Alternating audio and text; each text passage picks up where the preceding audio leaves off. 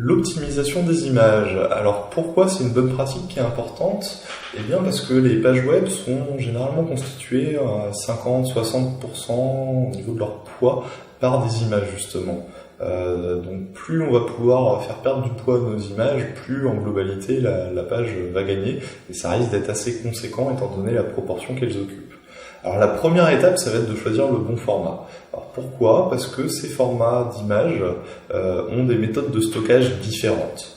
Donc à savoir qu'une image en JPEG, en GIF ou en PNG n'est pas stockée de la même façon. Il y a des algorithmes différents qui se cachent derrière.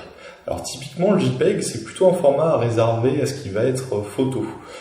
C'est un format qui supporte différents niveaux de compression, donc on a systématiquement de la perte de qualité, par contre elle peut être très très faible comme très très élevée. Le GIF est un format qui va être limité à 256 couleurs, éventuellement moins, qui permet la transparence, mais pas la transparence partielle. Donc soit un pixel est transparent, soit il est d'une couleur donnée, mais il peut pas être semi-transparent. Donc c'est des formats aussi qui ont chacun leurs limitations.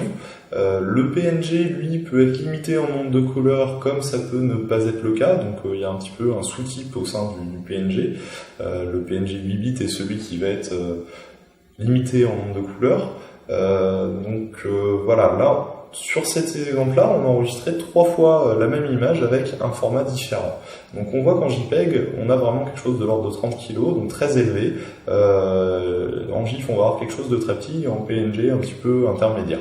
Alors, ça s'explique assez simplement, c'est vraiment les fonctionnalités par défaut du logiciel qui est servi à exporter les images, donc on est sur des versions non optimisées de tous ces différents formats.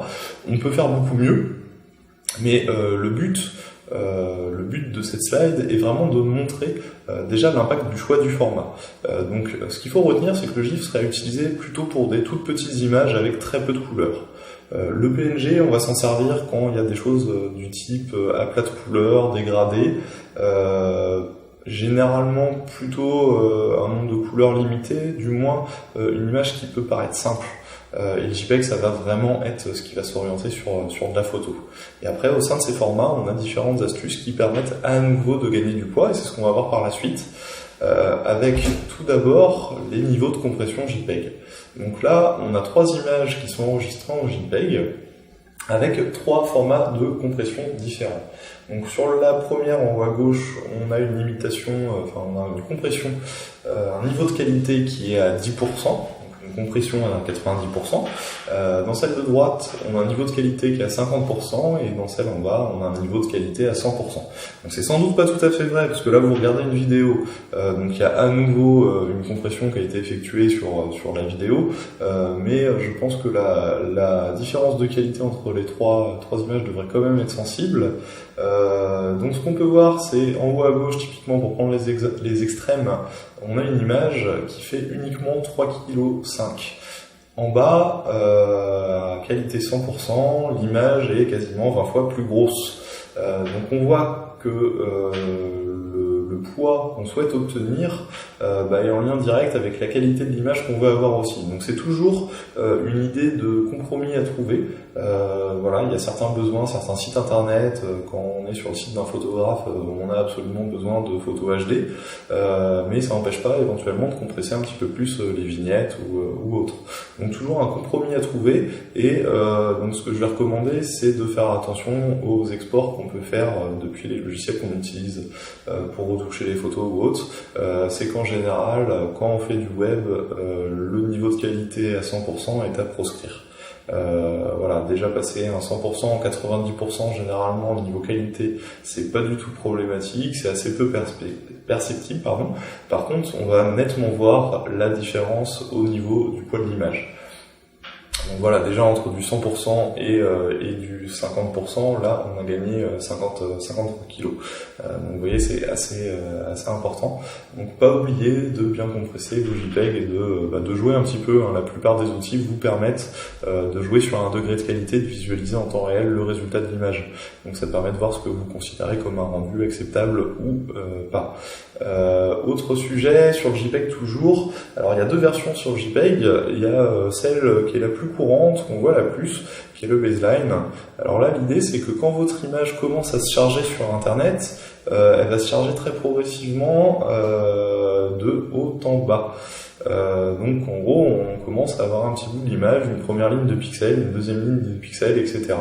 Et donc vous avez vraiment une zone blanche au début du chargement de votre image. Et peu à peu, la zone blanche va se remplir à mesure que les données arrivent.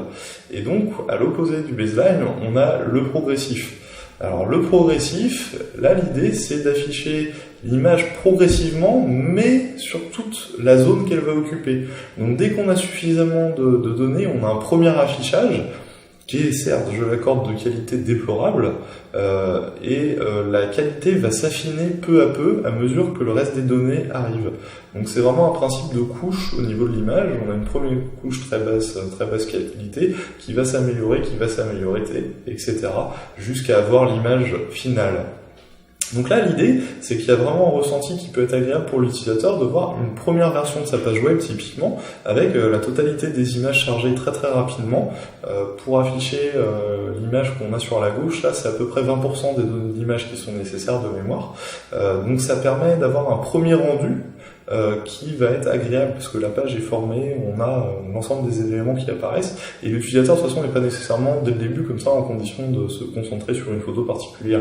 Donc c'est pas forcément quelque chose qui est gênant pour lui d'avoir une vague forme, silhouette, etc. à la place d'une image de qualité. Donc c'est vraiment une bonne pratique qui est conseillée notamment par Google, si je me rappelle bien, d'utiliser du progressif, parce que du point de vue de l'utilisateur, c'est toujours plus sympa d'avoir une image même de basse qualité plutôt qu'une grande zone blanche. Alors, pour parler un petit peu d'autres techniques, c'est qu'il est possible de gagner sur les images, je l'ai dit. On a aussi le PNG, le GIF par exemple.